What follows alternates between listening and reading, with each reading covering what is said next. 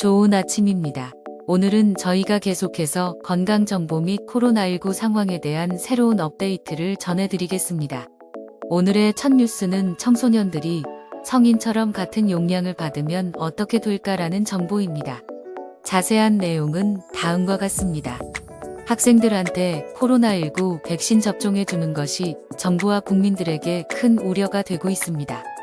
정부 측은 코로나19의 신종 변이 때문에 걱정해서 청소년에게 최대한 빨리 백신을 접종해 주고 싶어하는 반면 학부모들은 자신의 자녀한테 나쁜 부작용이 발생할까봐 걱정하고 있습니다.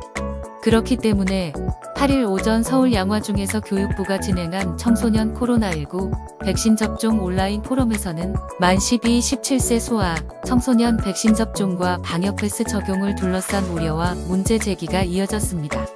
교육부는 오는 13일부터 2주간 진행되는 백신 접종 집중 지원 주간과 내년 2월 1일부터 적용되는 청소년 방역 패스를 놓고 논란이 확산하자 감염병 전문가가 참여하는 포럼을 개최했습니다. 포럼은 최근 논란을 반영한 듯 진행 중간 유튜브 시청자가 최대 4,000명까지 늘어나기도 했습니다. 간담회에서는 청소년 백신 접종의 안전성과 필요성에 대한 질문과 전문가의 답변도 오갔습니다.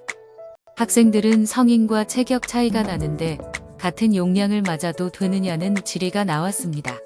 최영준 고려대 안암병원 소아청소년과 교수는 대부분의 다른 백신과 마찬가지로 코로나19 백신의 경우에도 나이와 체중에 따른 차이가 없다라고 말했습니다. 양화중에 재학 중인 장혜린 양은 백신 접종 시 이득보다 손해가 크다고 생각해서 접종을 꺼리는 청소년이 많다며 이득과 손해는 무엇이고 전문가가 생각하는 이득이 손해보다 어느 정도로 큰가라고 물었습니다. 원격으로 포럼에 참석한 최영준 고려대 안암병원 소아청소년과 교수는 백신 부작용이 분명 보고되지만 백신으로 예방할 심한 감염 등 이득이 청소년 개인으로나 사회적으로나 큰 것으로 외국에서도 계산되고 있다고 답했습니다. 최 교수는 질의응답에 앞서 현재까지 진행된 국내외 연구를 바탕으로 청소년도 접종 필요성이 있고 부작용도 우려할 만한 수준은 아니라고 설명했습니다. 최 교수에 따르면 이스라엘에서는 델타 변이 유행 시 청소년 코로나19 백신 효과가 91.5%에 달했고 다른 해외 사례에서도 심근염, 심막염 등 심한 부작용은 10만 명 접종당 0.26, 2.09명으로 매우 드문 수준입니다. 하지만 설명이 이어지는 중간 유튜브 댓글창에서는 백신 강제 접종 절대 반대 학교로 찾아오지 마라 등 청소년 백신 접종 권고에 반대하는 반응이 연달아 달렸습니다. 유은혜 부총리 겸 교육부 장관이 8일 서울 영등포구 양화중학교에서 소아청소년 백신 관련 전문가, 학부모 등과 함께 청소년 백신 접종을 주제로 온라인 간담회를 하고 있습니다. 일부 학생은 청소년 방역 패스 적용이 사실상 백신 접종 강제라며 해명을 요구했습니다. 울산에 거주하는 중학생인 유진선 군은 화상으로 단지 확진자가 늘었다고 학원, 스터디 카페, 도서관 입장할 때도 방역 패스를 적용하는 것은 사실상 강제 접종이라며 급격하게 정책이 바뀐 해명을 해달라고 요구했습니다. 경남에 사는 중학생 양준현 군도 12월에 기말고사가 있어서 백신을 접종하고 방역 패스 대비하기까지 겨우 한 달 남짓이다며 내년 3월부터 실시하는 게 어떤가라고 제안했습니다. 정재훈 가천대 예방의학과 교수는 2-3달 전에는 접종을 강력하게 권고하기에 근거가 모자랐다며 고교 3학년 접종으로 효과 데이터가 생겼고 중증 이상 반응이나 접종 후 생명을 위협하는 질환의 데이터도 가지고 있다고 했습니다. 정 교수는 또 델타 변이 유행 이후 상황이 너무 안 좋아져서 향후 2-3년 내에 전체 인구의 5분의 2까지는 감염될 상황으로 보인다며 접종 이익이 점점 커지고 있는 상황이라고 밝혔습니다. 학부모들은 특히 접종 후 이상 반응이나 부작용과 관련해 인과성 인정이 소극적으로 이루어지고 있다는 우려를 제기했습니다.